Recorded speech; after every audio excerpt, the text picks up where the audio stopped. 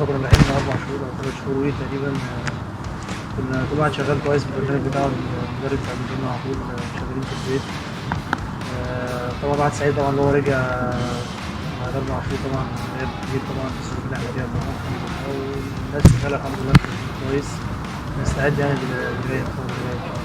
من الفريق البترولي جول ناحيه الشمال، لعبها جميله جدا. علي معلول عرضيه جوه منطقه الجزاء وبالكعبه. الله الله. لا كنا مركزين طبعا في الواحد ما فيش زياده، بياخد بنظام في اكل في شربي في تمرين. انا استمر في التمرين الحمد لله. الواحد كان ماشي كويس في التمرين وكده الحمد لله. والمشكله كمان ان الواحد مستواه بدا واحده واحده يرجع تاني بقى في البدني وكده، فالحمد لله. والفتره الجايه تبقى عايزين تسليم النهارده الحمد لله اللي جبت الحمد لله. كان في تسليم النهارده الحمد لله، فالواحد طبعا كان عطشان كوره، فالحمد لله النهارده الواحد كان مركز الحمد لله واشتغل على الجون دايما.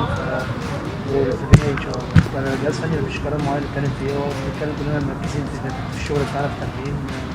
احنا علينا كويس ومستعد للفتره اللي جايه يعني. مروان محسن حلوه.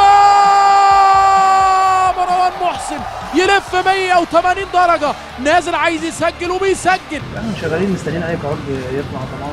احنا شغالين زي ما احنا، اهم حاجه نبقى واقفين على رجلينا ومستنيين طبعا مستقبلنا اللي يرجع طبعا يبقى في اضافه ثانيه في التمرين. الحمد لله شغالين شايف كويس الحمد لله. طبعا اللعيبه مركزه طبعا، احنا نفنش طبعا زي الدوري ناخد بطوله الدوري طبعا، ومركزين في افريقيا السنه دي طبعا. الناس اللعيبه كلها مركزه لازم تخش النادي الاهلي السنه دي ان شاء الله، واحنا مركزين على كده اللعيبه كلها. انا دايما بركز طبعا في الحاجات دي طبعا، بس طبعا بيرجع برضه الاول في الاخر لمصلحه الفرقه طبعا، دي اهم حاجه شيء طبعا. وتبقى حاجه حافز ليك انت طبعا بتركز في حاجه زي كده، فطبعا انا بركز في كده طبعا. حتى المدير الفني هو بيبقى ادرى طبعا. انا مش هقدر اقول دي احسن نادي بالنسبه لي، بس دي حاجه تبقى للنادي والمدير الفني طبعا. فمش اي قرار طبعا احنا معاه نلعب في اي ظروف.